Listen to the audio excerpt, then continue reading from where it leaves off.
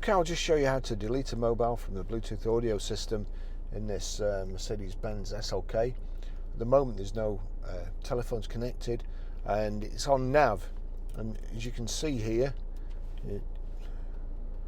pressing C and so on, it only seems to move around inside the nav when it's in the nav. So what you have to do, you have to come over here, click telephone. You're onto telephone, and all you can see here is you've got telephone there, connect device and call list. If you click on telephone, import contacts, that's not what we want, and you don't really want to connect a device either, but you have to click on connect device.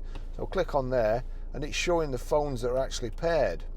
So you could connect it or force connection, but you highlight it, knock this lever over to the side, press it, and then you've got deauthorize.